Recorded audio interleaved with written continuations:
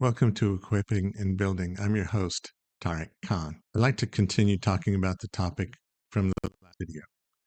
That was substitution. It's a concept in Islam that essentially replaces an old verse with a new one, but it doesn't do away with the old one. So how does that affect Sunni-Shia conflict, Sharia, Jihad, apostates, and Muslims dealing with Christians? Those are the topics we're going to cover. Regarding Sunni-Shia conflicts, there's a lot of difference between Sunni and Shia over whether Caliph Ali was the first or the fourth caliph, and whether authority comes through Caliph Ali as a relative of Muhammad, meaning succession by blood, or whether succession comes through community assent, meaning voting. The Sunni call the first caliph Abu Bakr, and the Shia call the first one Ali. That's actually a thing that they've fought over a lot. Substitution versus allowed for fighting. We saw that in the last verse, that jihad was allowed. And it treats the other side as not Muslim because authority was not properly appropriate. And so the fighting form of jihad, which we'll cover a little bit later, Sharia, is the next topic. Sharia provides Muslims with a set of practices regarding religion, morality, ethics, and war, among other things.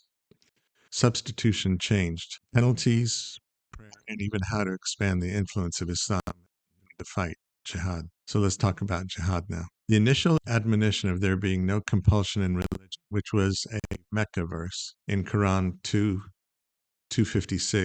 Also, to argue in the best manner, 29:46.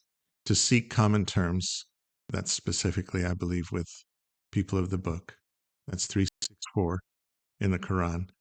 Was substituted by Quran 9:29. Now, here I have to pause. A lot of people think that the verse the sword is 9 verse 5. There's truth in that. However, that verse is limited to a specific instance in the Quran. The more general one is 9:29, the one we're going to talk about. And I'm going to read that. Fight those who do not believe in Allah and the last day, nor comply to what Allah and His Messenger have forbidden, nor embrace the religion of truth, meaning Islam, from among those who were given the scripture, until they pay the tax. That's like that 2% or 2.5%, depending on how you look at it. Willingly submitting.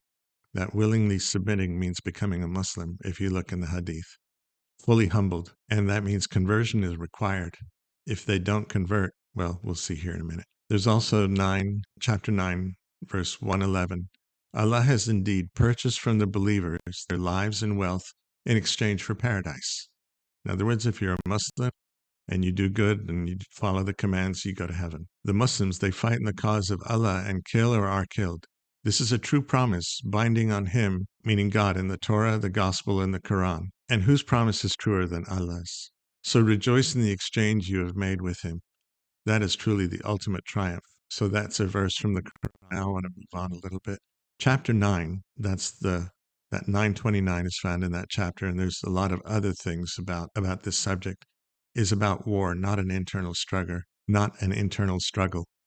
Without substitution, there would be no justification for fighting for God. It would actually be improper. Understanding substitution makes it easier to understand why about 90% of Muslims are peace-loving, and also indicates that those who fight are neither extremists nor illogical looking at it from their perspective. God told them to do so. They're following God.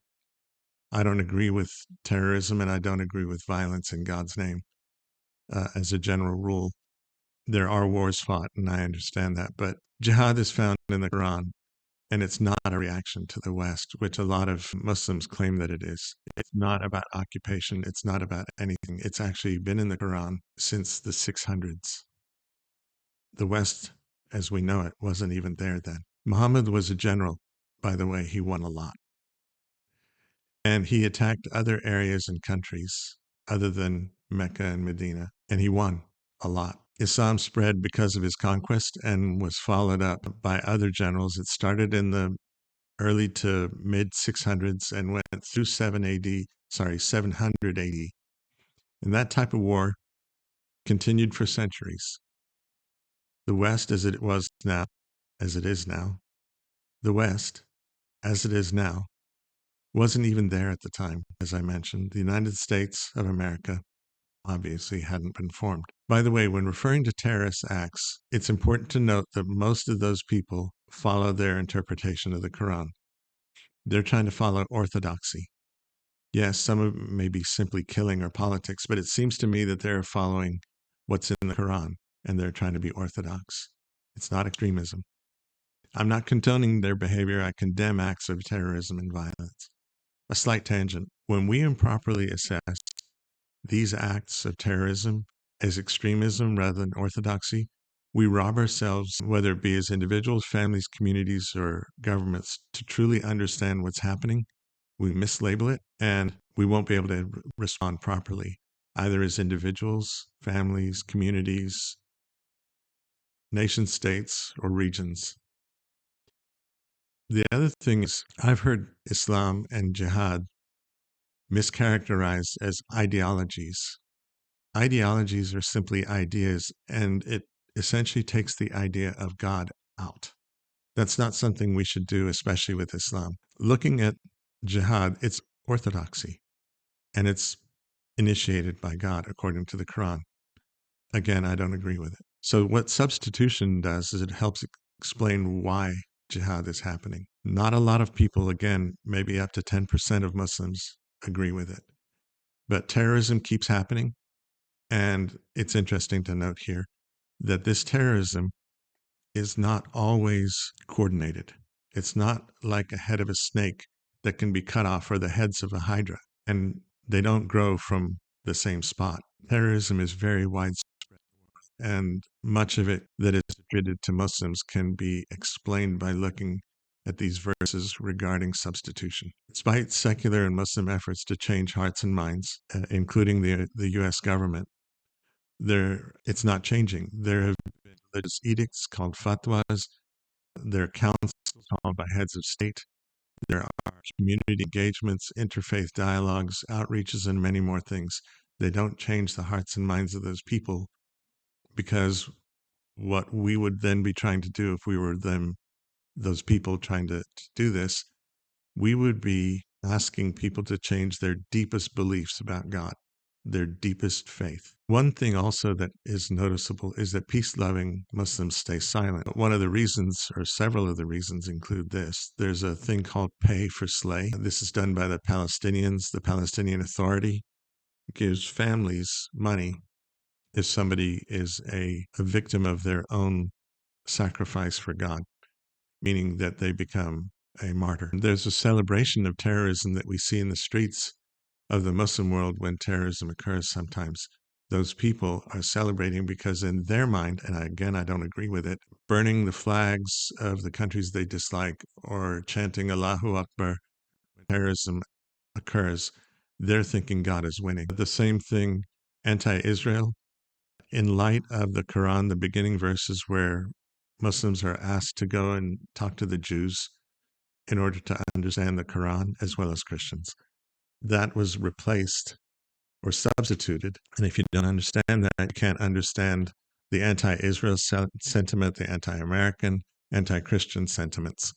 These are all because of substitution verses. You have to know which verses are which, and that's too long of a thing to put into this video. One other thing is that because of substituted verses, Muslims use violence as a means to establish a caliphate. That was actually executed a while ago, where there was actually a region in the Middle East that was occupied and called a caliphate for a while until that was removed. It seems to many that terrorism is random and unattributable to a source. Well, it's actually attributable to a source. It's because of substitution as an interpretation, and then looking at the more aggressive verses in the Quran from the Medina period. There are often terrorist attacks without fatwas, and there's no organization. There was a man in the U.S., Salman Rushdie, that was attacked because a person felt like he deserved to die, not the person who was doing the attacking, obviously. What happened was that fatwa was actually canceled on the death of the Irani leader who had issued it. That was Khomeini. Now there's Khomeini, but I'm talking about the one before him, Khomeini.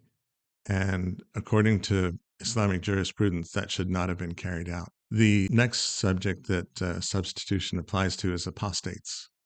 The Quran does not really have a specific reference to the death penalty for an apostate.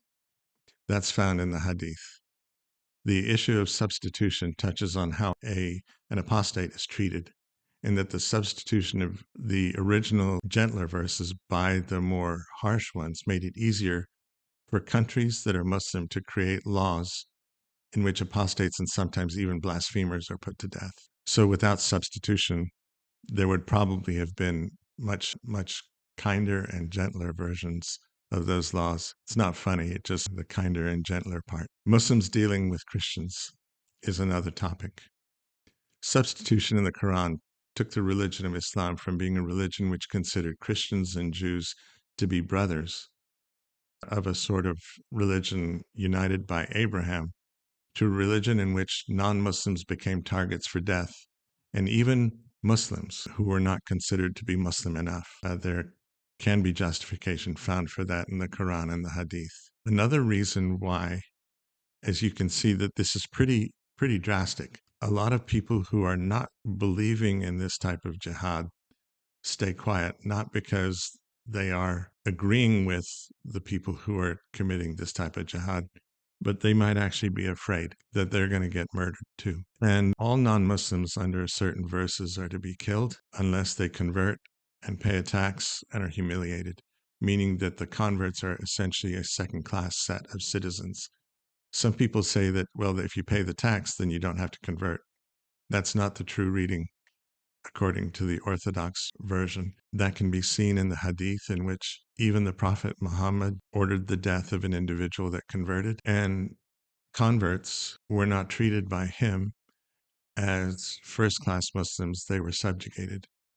The same being with the caliphs of Islam, and then if you look in history, that's how it's done. There are a lot of verses in the Quran that deal with Muslims relating to Christians and also how God sees Christians. And I'm going to cover that in another video. It's also going to be published on the same day as this video. Thanks for watching.